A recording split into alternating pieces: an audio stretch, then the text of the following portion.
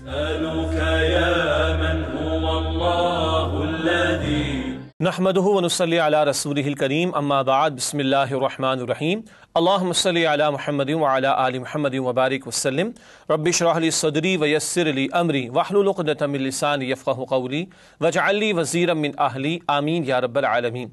ناظرین کرام السلام علیکم ورحمۃ اللہ وبرکاتہ۔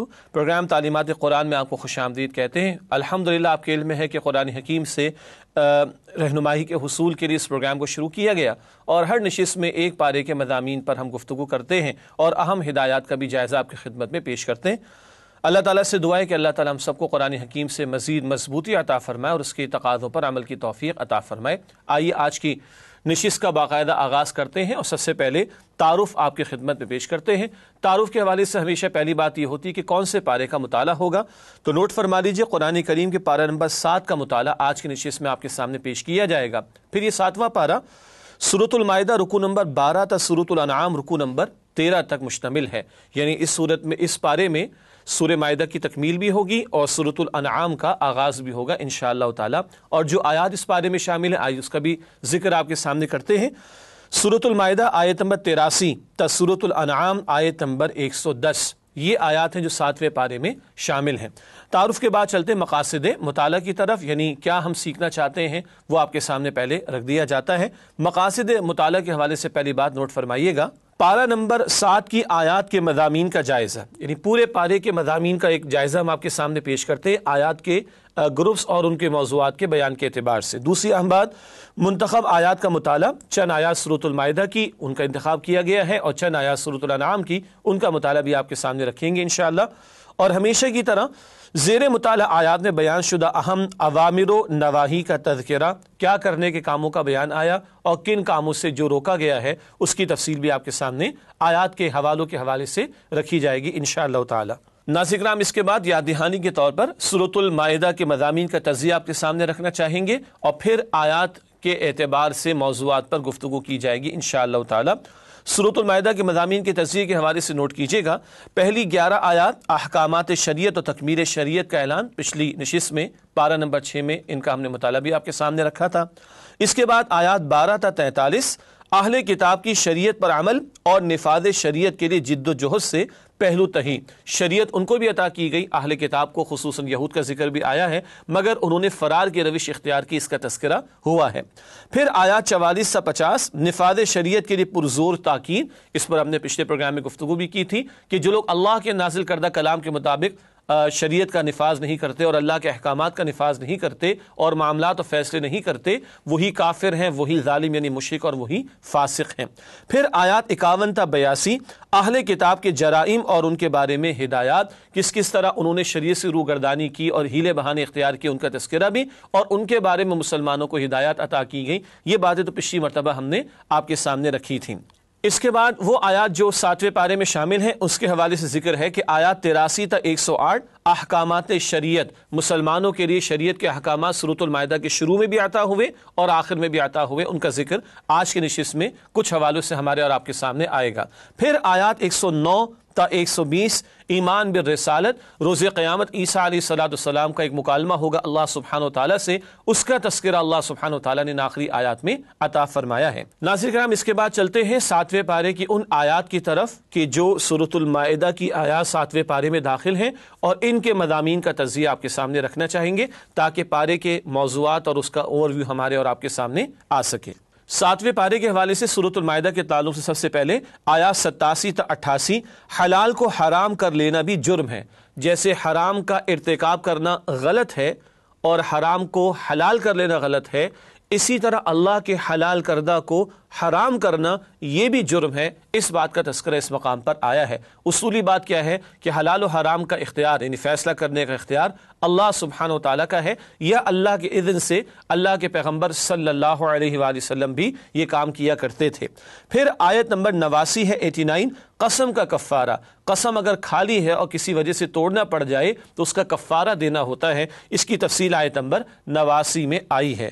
پھر آیات 90 تا 92 شراب اور جوئے کی حرمت کا حتمی حکم، شریعت کے کچھ احکامات تدریجاً یعنی گریجولی عطا کیے گئے، اور شراب اور جوئے کی حرمت کے تعلق سے آخری حکم اس مقام پر عطا ہوا، بعد میں بھی بات کریں گے انشاءاللہ۔ پھر آیات 94 تا 96 حالت احرام میں شکار کرنے کا عمل، یعنی حالت احرام میں خشکی کا شکار منع ہے، اور اگر وہ کوئی کر بیٹھا ہے تو اس پر اس کو فدیہ دینا ہوگا، یا یوں کہیے کہ اس نے جرم کا ارتکاب کیا تو اس کو سزا دی جائے گی، اور کوئی جانور اللہ کی راہ میں ذبح کرنا ہوگا، اس کی تفسیر اس مقام پر عطا ہوئی۔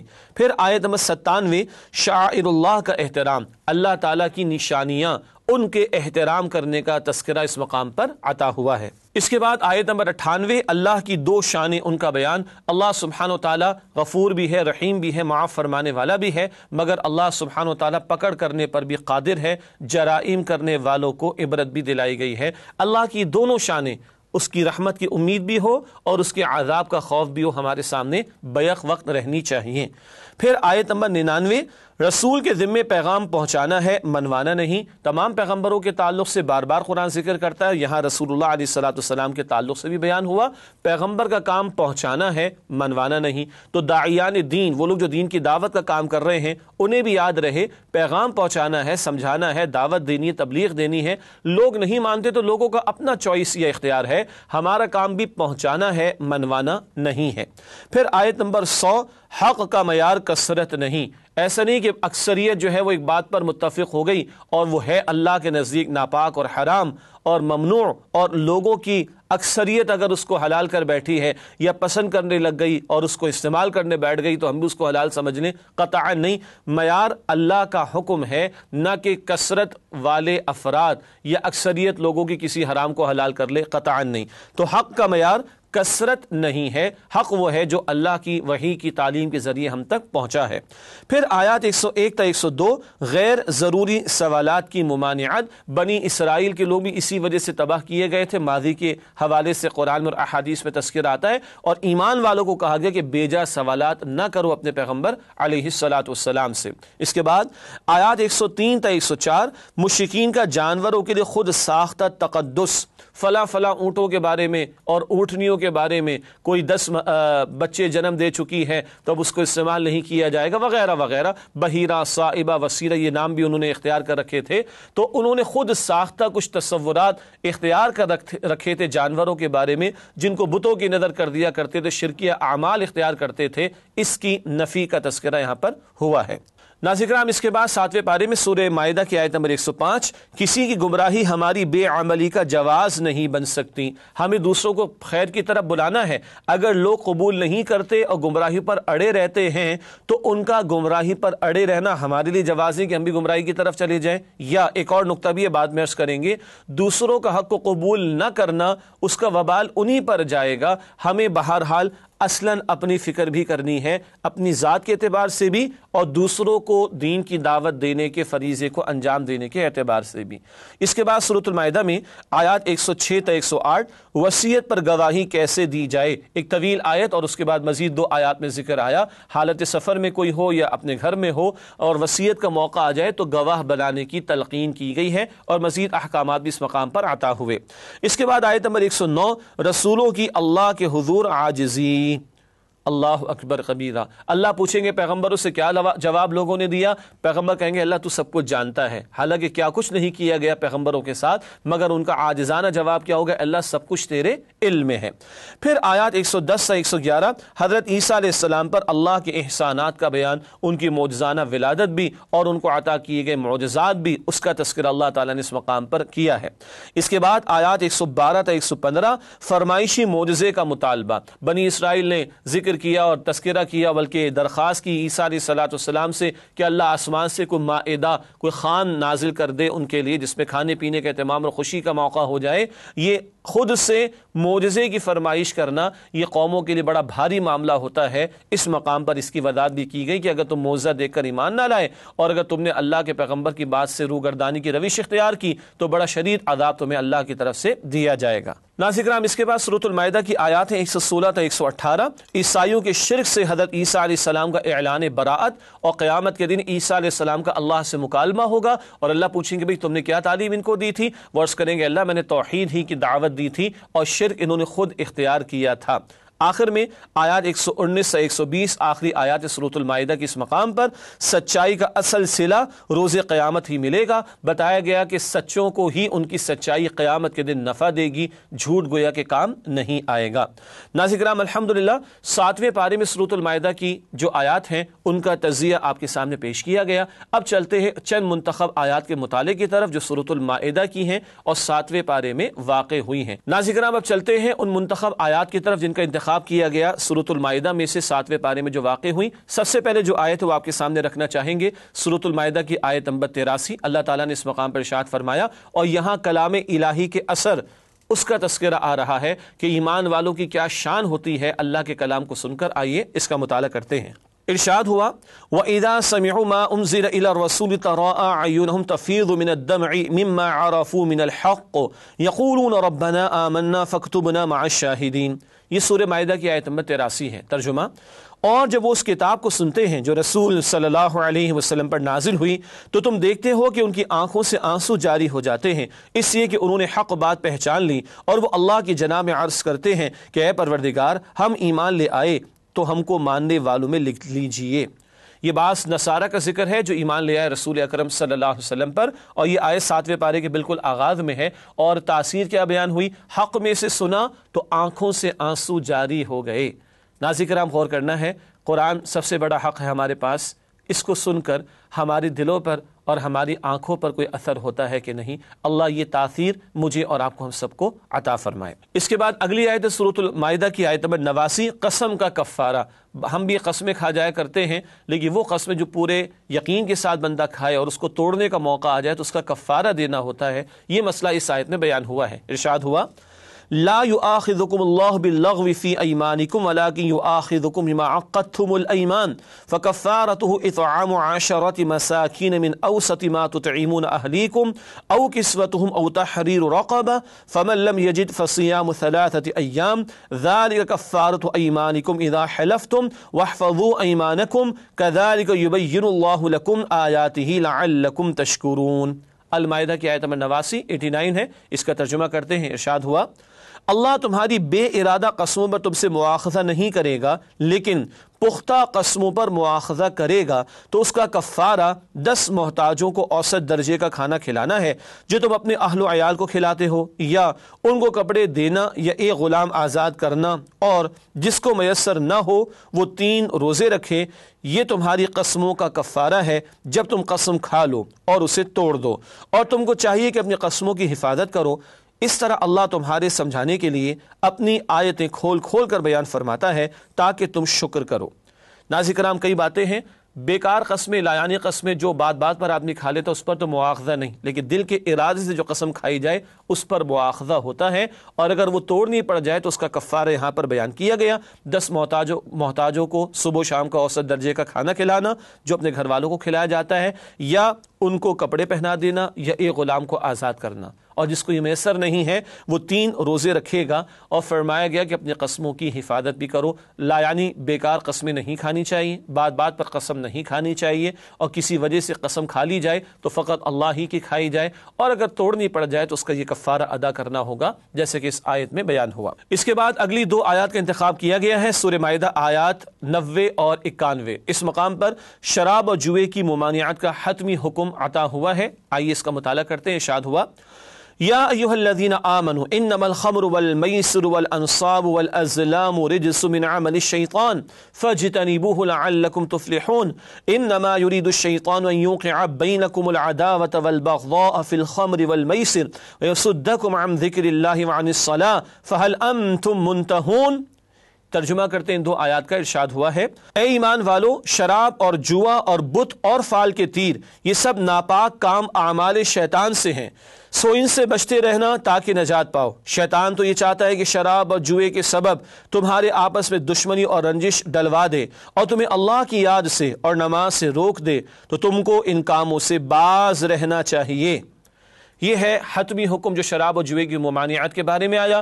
پہلے سورہ البقرہ میں ایک حکم آیا، پھر سورہ نساء میں ایک حکم آیا، اور یہ آخری حتمی حکم عطا ہوا اللہ کی طرف سے۔ شراب ہر اعتبار سے اس کی پابندی، اور چاہے وہ تھوڑی ہو یا زیادہ، حدیث میں تفصیل آتی ہے، ہر اعتبار سے ہر نشہ آور شے کو بھی حرام کیا گیا، اور شراب کی حتمی ممانعت اس مقام پر عطا کر دی گئی۔ آپ سے ملاقات کرتے اس وقفے کے بعد مزید بات انشاءاللہ 7ویں پارے کے مضامین کے حوالے سے رکھیں گے۔ السلام علیکم ورحمۃ اللہ وبرکاتہ۔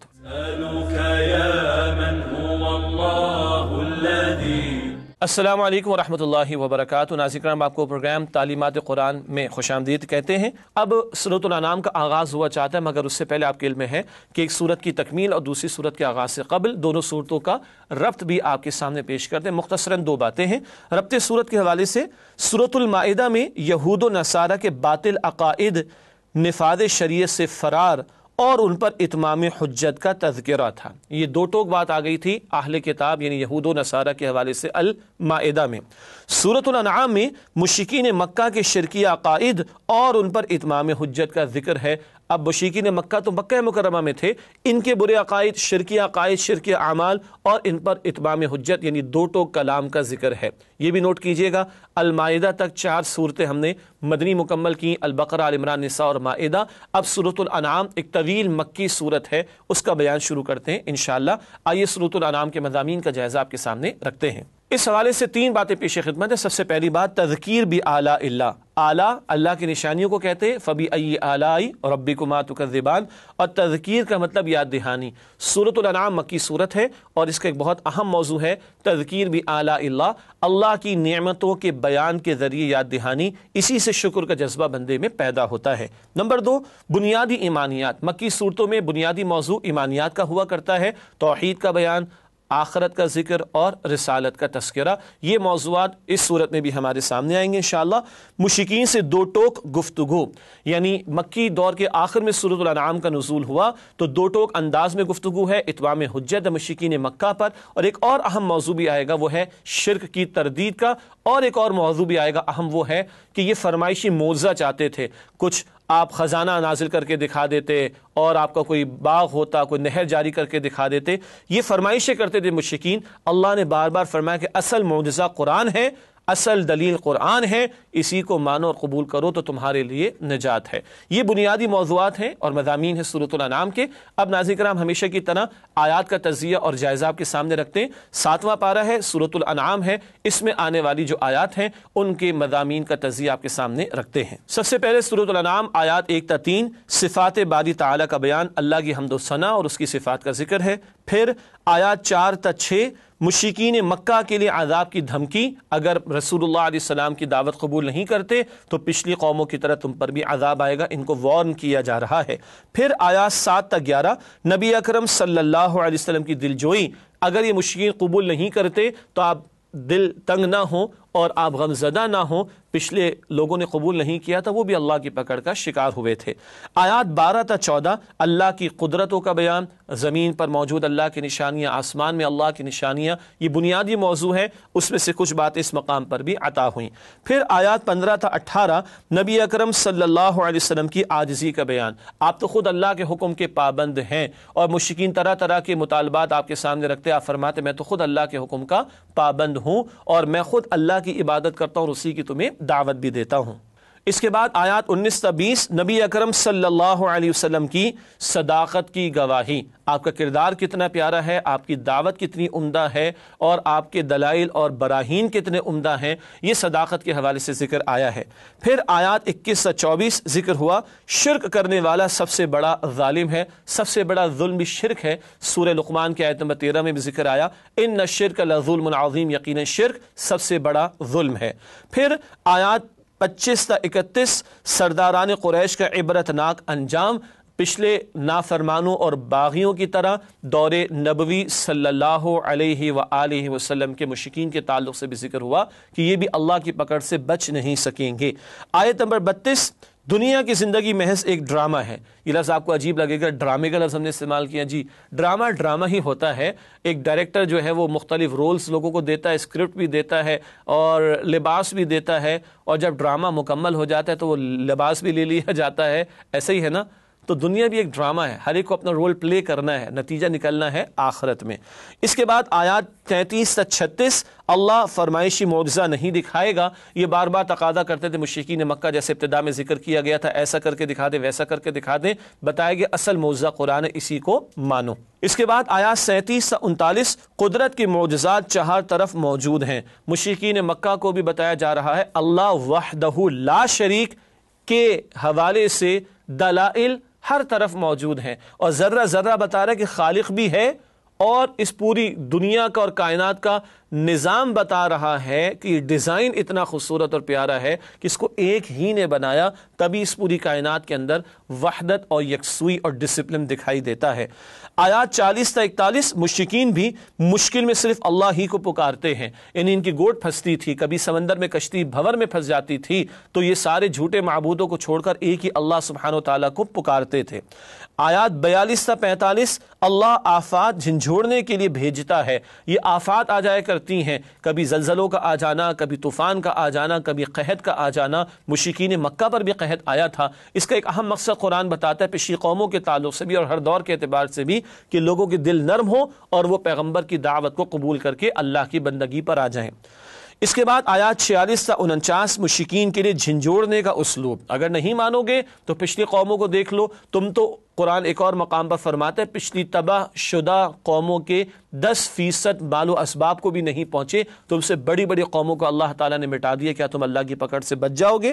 پھر آیت نمبر 50 نبی اکرم صلی اللہ علیہ وسلم کی عاجزی کا بیان، لوگ آپ سے تقاضا کر رہے تھے، مطالبات کر رہے تھے فرمائش معجزات کا، آپ فرماتے میں تو اللہ کا پیغمبر ہوں، میں تو اسی کی وحی کی اتباع کرتا ہوں اور میں اسی کی دعوت تم تک پہنچاتا ہوں، اسی کی عبادت کی تمہیں دعوت دیتا ہوں، یہ معجزات دکھا دینا، یہ نشانیاں دکھا دینا، یہ میرا کام نہیں، یہ اللہ کے حکم سے ہوتا ہے۔ اس کے بعد آیت نمبر 51 قرآن سے ہدایت کس کو ملے گی؟ وہ کہ جس کے دل میں سچی طلب و تڑپ ہو، جو تعصب کا شکار نہ ہو اور حق کا متلاشی ہو، قرآن سے اس کو ہدایت ملے گی۔ آیات 52 تا 55 فقراء کی عزت افزائی کا حکم، مشرکین مکہ غریب مسلمان جو نبی صلی اللہ علیہ وسلم کی محفل میں آتے ان کا مذاق اڑاتے، ان غریب صحابہ کی دلجوئی کی تلقین اللہ کے رسول علیہ السلام کو کی گئی، آگے اس کا تذکرہ بھی کریں گے انشاءاللہ۔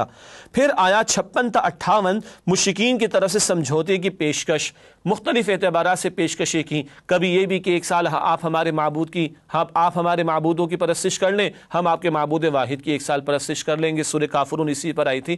مختلف مواقع پر اس طرح کی پیشکشیں اور سودے بازی کی پیشکشیں یہ لوگ کرتے رہے، اس کا ذکر ہوا۔ آیت نمبر 59 اللہ کے علم کی وسعت کا بیان، پوری کائنات کے ذرے ذرے کا علم اللہ کے علم میں ہے، یہ بیان آگے بھی آئے گا انشاءاللہ۔ پھر آیت نمبر 60 وفات کا اطلاق نیند پر بھی ہوتا ہے، جو اللہ روزانہ رات کو سلا رہا ہے اور صبح بیدار کر رہا ہے، وہی موت بھی دے گا اور وہی دوبارہ زندگی دینے پر بھی قادر ہے۔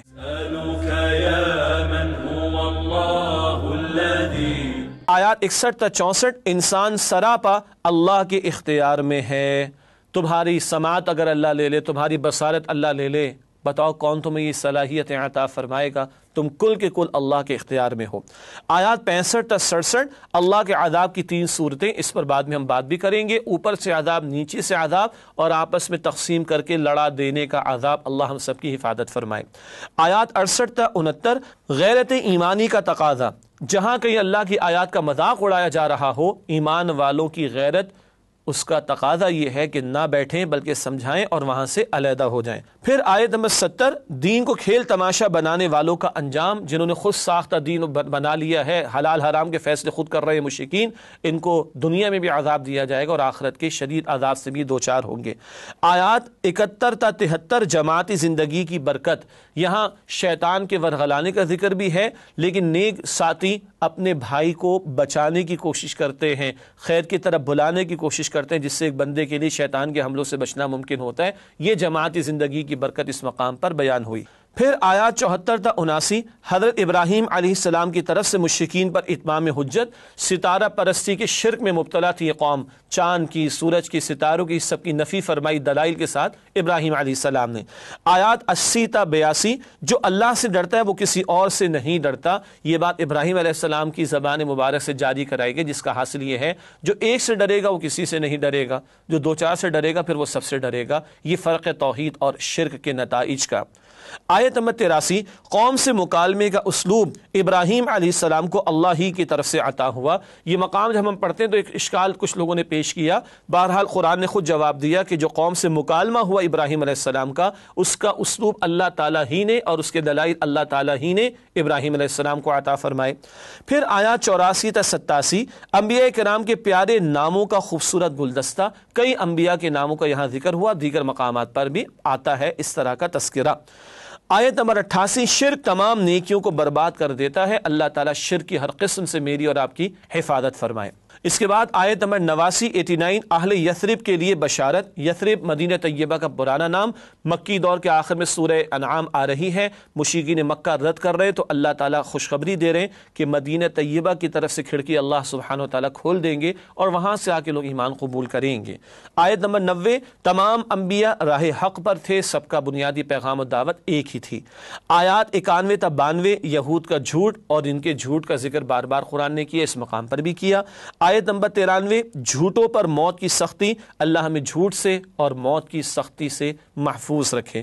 آیت نمبر 94 روز قیامت تمام انسانوں کا دوسرا اجتماع ہوگا۔ کیا مطلب ہے اس سے؟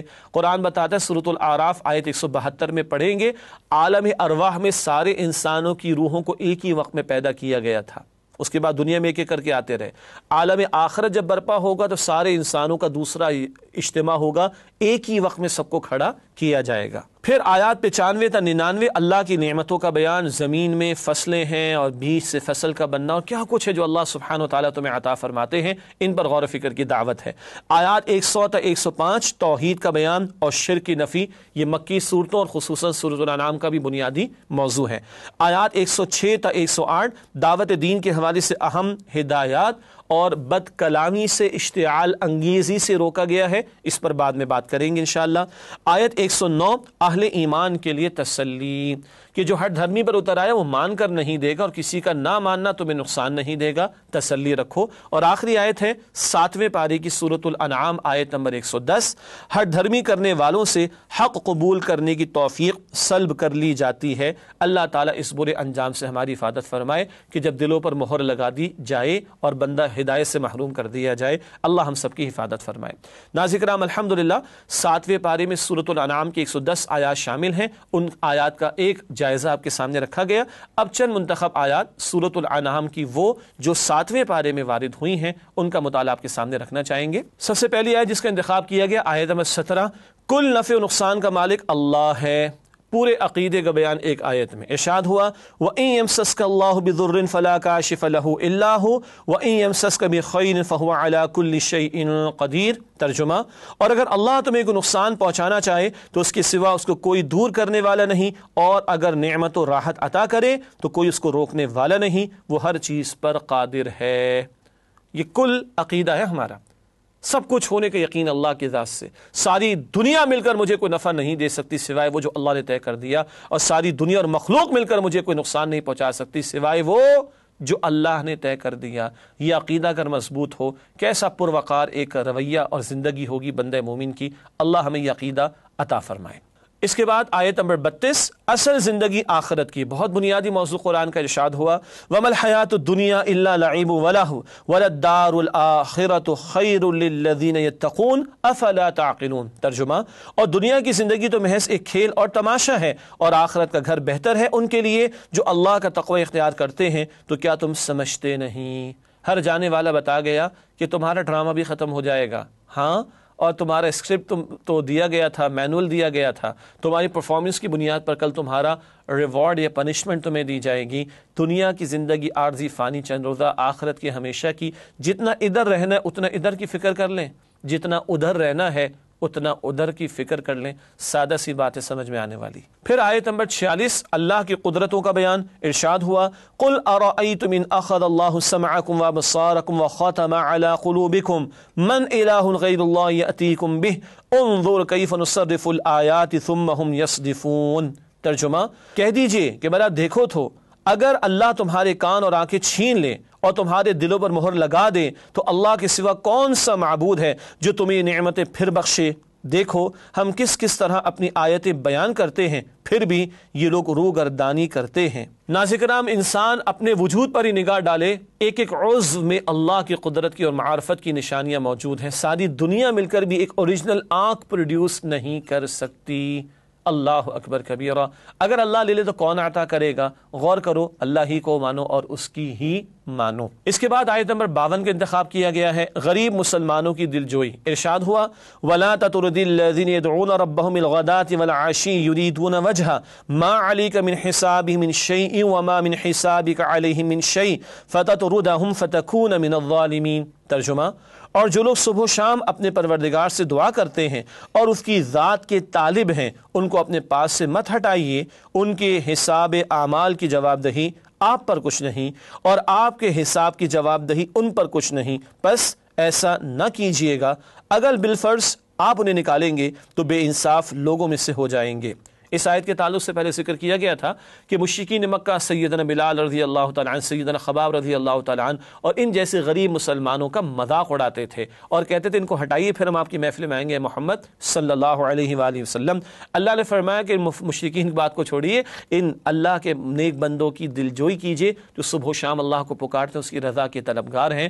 معیار کیا ہے؟ ایمان اور تقوی۔ ناظرین کرام، پروگرام کے آخر میں ہمیشہ کی طرح فرمان نبوی صلی اللہ علیہ وآلہ وسلم پیش خدمت ہے۔ ارشاد رسول، قرآن پڑھا کرو، بے شک وہ قیامت کے دن آئے گا اپنے پڑھنے والے کے لیے شفاعت کرنے والا بن کر۔ مسلم شریف کی روایت ہے۔ اللہ مجھے اور آپ کو باقاعدہ قرآن کی تلاوت کی توفیق عطا فرمائے۔ اگلے پروگرام میں پھر حاضر ہوں گے 8ویں پارے کے مضامین کے بیان کے ساتھ۔ تب تک کے لیے اجازت۔